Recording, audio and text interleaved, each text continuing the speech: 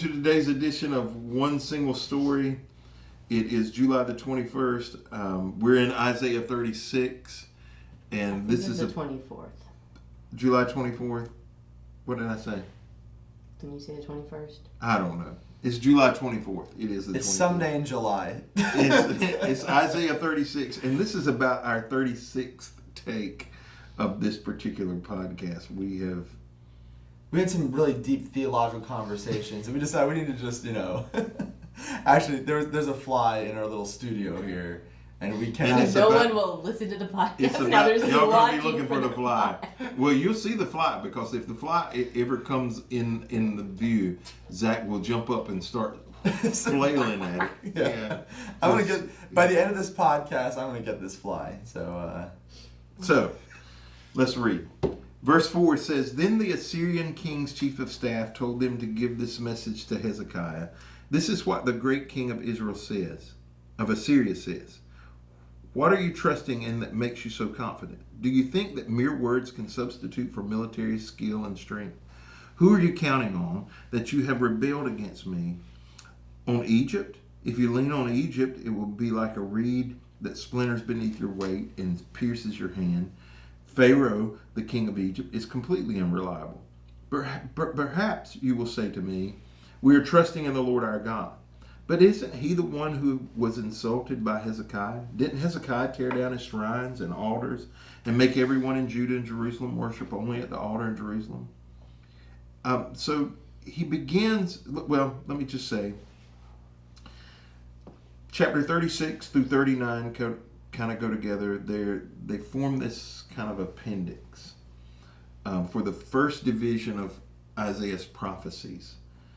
And from what I can understand, these 4 chapters were added to make the parts of these referring to Assyria more intelligible. So I think this refers to something in Kings, right? Mm-hmm. This story. Yep. Which book in Kings is it? Second Kings, looking like the end of chapter 17, but this specifically happens in 18. Okay. So sometimes, you'll get pieces of the Bible that are put together. So maybe they wrote something, went back and said, okay, we need to add this context so that you get a little better idea of what we're talking about. I mean, think about it. There weren't digital copies of books that were whole. There were rolls and scribes and probably bits of paper and things like that they were working with. So I think having written 2 books, and one that was a story itself that had to be weaved, I can only imagine what that would have been like had I written it out by hand.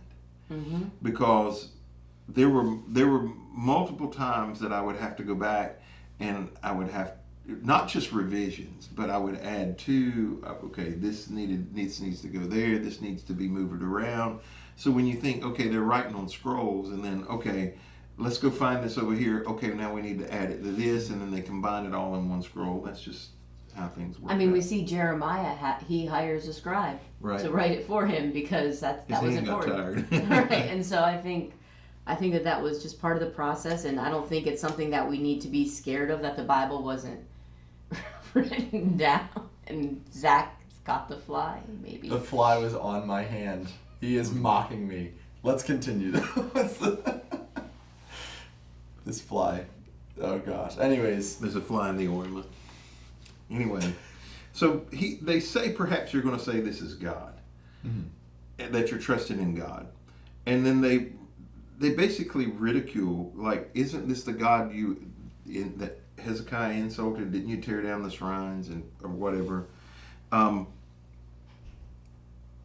When somebody ridicules the God that you serve, how do you respond? Like when they're openly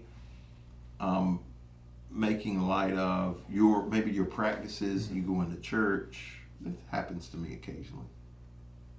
I like to believe that I'm the kind of person that, like, when someone ridicules me, I'm like, okay, and I can calmly ask them questions. So why would you say that? But more so than not, especially when I was younger, because I will say more recently I haven't had a lot of people challenging my faith, asking me all the time, especially here, it's not, I don't have people going up to me being like, well, why do you believe this? Or you're a fool to believe this. But especially when I was younger, people would always challenge me about, well, you couldn't believe this. How could a guy be swallowed by a fish, or this and that? And it's like, well, why do you believe in these like fairy tales? And with that, I would get very much defensive and almost like get a little offensive. Like, well, like, isn't it just as stupid in your eyes to believe that there is no God when all this is around us? And kind of like attack them more so than.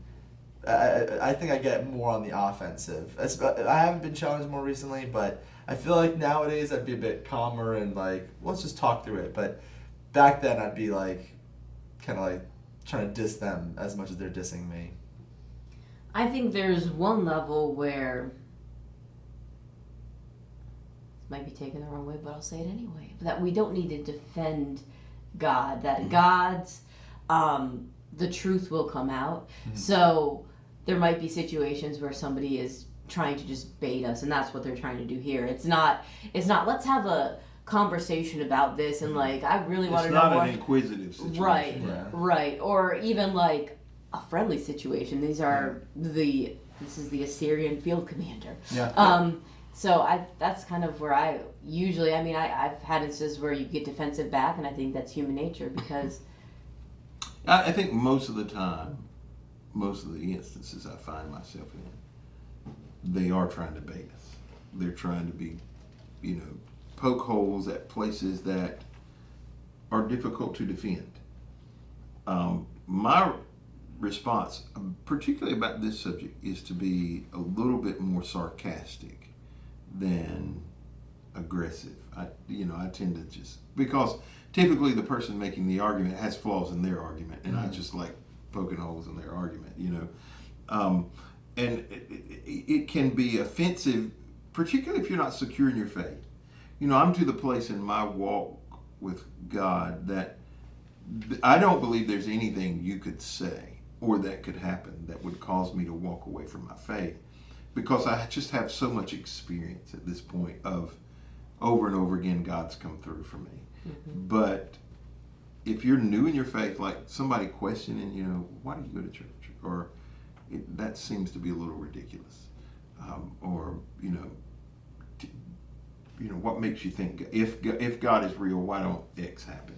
It's interesting that they are just completely silent. Like later on, I don't know if I'm skipping ahead, but the people were silent, did not utter a word because Hezekiah had commanded them, do not answer him. Yeah, well, sometimes I would say most of the time that's the right answer. If somebody is genuinely seeking, trying to answer their questions is the right thing. If somebody's trying to bait you, the best thing you can do is be quiet, because once you answer, y'all have had to have had this experience, it is nearly impossible to stop answering. Yeah. So verses 8 through 10, he says, I tell you what, strike a bargain with my master, the king of Assyria. And then he tells him what kind of bargain that they will make. He's asking them to compromise. He's like, let's make a deal or we're just going to come take over. What situations do you think people are most likely to compromise? Make a deal with the devil, if you will. What things have to happen for us to want to compromise? I think when money and power are involved, I think we're willing to make a deal. I can think of like people who work at places that are doing unethical things, but they don't know how to get out of it because that's feeding their family, and so they kind of live in this tension, and I don't know. Yeah, I think also when we get desperate, I've heard of people who make deals with God, like, God, if you just work this thing out, then I'll go to church. They try to make deals with God, or, oh God, if you just do this, then I promise I'll stop doing blank sin, if you can just work this out in my life. Or even talking to somebody recently, a family member of theirs was very sick, and they said, like, God, like, I would rather you give that sickness to me and they could be healthy, like trying to make a compromise with God, like, and I think we try to make compromise, we do things sometimes when there is money or power involved, but also too when we're in a place of desperation. And I think that I would say when we don't see a way out, we can compromise. When we're afraid, we can compromise. And fear, in this case, the fear would have been they're going to take over. They're going to come and kill us. But I think some of the compromises we make out of fear come from, I'm afraid I'm going to lose friends. I'm afraid I'm going to lose influence. I'm afraid I'm not going to be able to pay my bills.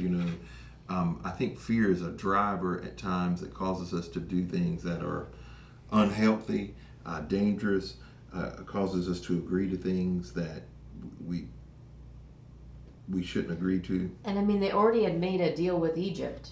That's why. Right.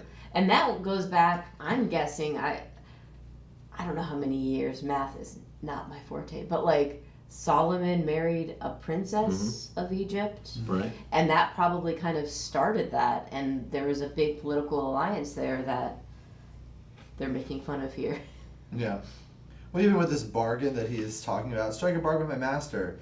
This is like the second part. It's not like he literally wants them to strike a bargain. He's like, we'll give you 2,000 horses, but like, will you be able to find men to ride them? Like, you're just a tiny army. This is his second part of his like, oh, we're going to give you all this just to make it even more laughable when we destroy you, Yeah, well, then he starts to talk to the workers in Hebrew, trying to convince them, if he can get them to move. Peer pressure is a big thing. When the crowd starts to shift, we often will shift our thought process, our behavior. What kind of things change when, or I don't know, there's multiple ways to ask this question.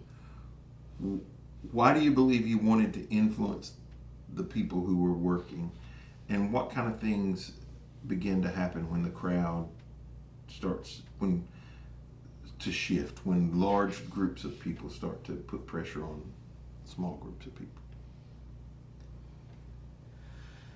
Well, I don't know how, like, this guy, he seems pretty confident in his own army, but if you want to be even more confident, you try to destroy people from the inside, If the people are uneasy, there's, like, political and, like, there's unrest, going on amongst the people, that's going to make things even worse when they have to go to war, This guy essentially, even like with the way he's doing this, he speaks in Hebrew, which is understood by the people that he's directly addressing.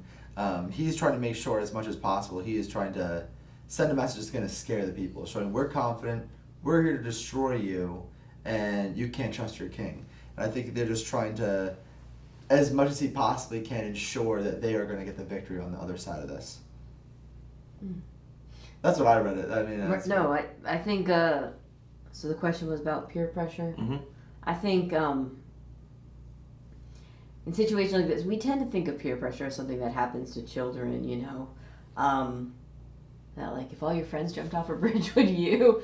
But really, as adults, I mean, we kind of fall into what we see other people doing, because to stick out is not fun a lot of times. But I think that's what the prophets were. I mean, the prophets stuck out like sore thumbs. That's what their whole purpose was to try to break that peer pressure. Yeah, and I don't think we, as adults, realize how much we're influenced by those around us. Yeah, I mean, they say you become like the 5 people you hang around most or whatever, like, and that within years you'll like, it affects your salary, and like all of that is like affected by who you hang out with. Yeah, you're going to imitate the people that you most you spend the most time with. And you and I have been to Argentina to teach together, and part of the reasoning behind that curriculum is how the world has gotten smaller. So they one of the premises that in the beginning that they were teaching to me before we went out to train was the reason why we're doing this is because now the kids in Argentina and the young adults look like the young adults and the kids in America or wherever, because they all have Instagram, they all have social media, and they're seeing this is how they dress, this is what they do, and so now they're dressing like that, going to those places, acting in those ways. And peer pressure certainly does affect us as adults. I see it, the place that, like, for me right now, that I notice it the most are in young parents. You know, parents feel like, oh, their kid's doing that, my kid's, the fear of missing out. I got to do what they're doing, and if I don't do what they're doing, I'm a bad parent. Well, you might be a bad parent if you do what they're doing, you know, but the pressure can get to you sometimes. So there's so much that's said here, you know, it's just this banner back and forth. But I want to close looking at verse 22 and ask a question. It says, Then Eliakim, son of Hilkiah, the palace administrator, Shebna, the court secretary, and Joah, son of Asaph, the royal historian, went back to Hezekiah. They tore their clothes in despair, and they went in to see the king and told him what the Assyrian chief of staff had said. Tearing clothes is a common thing in Scripture. When you read it, what do you see the symbolism, the significance of the clothes rending being? We could have talked about it other times. This just happens to be a time it came up, and it's easy to talk about. It's just like, I think of like people like in agony, you know, like in Esther. So there's many places in Scripture where people tear their clothes, or they put on sackcloth, you know, and like to show that they're, typically it's a sign of grieving. It's almost that they're grieving before, it's like they're grieving what's to come, you know. They're so saddened and like scared of what's to come that they're tearing their clothes in agony, is like they've now heard about how they're impending doom essentially. And so that's like, we don't keep this up today. That's probably a good thing. I like the clothes I have. It'd be expensive to keep up, but yeah, it's a pretty interesting thing. I mean, they must have been just, what a horrible feeling to feel, you know. So it's a great way to just demonstrate how you're feeling on the inside, on the outside. Yeah, I think it's showing a physical way of showing just how desperate they were. You know, as when you're overcome with emotion, there might be tears or other like emotional signs, and I think this was another one that they just didn't know what to do, and that was kind of a cultural sign that. Do you think there are cultural signs today that we show our brokenness? You're gonna have to. I swatted, for those listening, I swatted at the fly. I missed, and he's driving me crazy. Anyways, what was the question again? Pastor Stephen? Are there things today that we might symbolize our brokenness, our distress? Are there physical things that we do today? I think we try to hide it a lot more today. I don't know. I mean, I know of some people who wear black clothes for months after a close family member has died. Obviously at funerals, that's something we do. Is we wear typically we wear darker clothes, black clothes, to show mourning or to show respect to the family of whoever's lost someone. But if I know people who just wallow in that, you know, when we hear these stories, I'm assuming they're not wearing ripped clothes for a very long time. But some people do, really. I mean, nowadays, that's one of the things I think of is people who just they wear dark clothes all the time, or they wear darker makeup and stuff after the loss of someone in their family. And sometimes they keep that, they hold on to that for a long time. Yeah. I think it is a symbol of the distress and brokenness. And you might be right, Alyssa. We might go out of our way to hide it. I don't know. Instead of trying to, we have this. We need people to perceive that we're good when we might not be. All right, Zach, you want to close us in prayer? Yeah, sure. Lord, I think this time we have together, God, as we keep diving into your word, Lord, I just pray that we would see Christ in everything that we read. Lord, I pray that you would remind us, Lord, that it's okay to mourn, as we see here with them ripping up their cloths. God, I just pray that you would help us to process things as you have intended us to. God, I just pray that we would just keep coming back here, looking into your word, that each and every day we go closer to you. So we thank God, praise all in Jesus' name.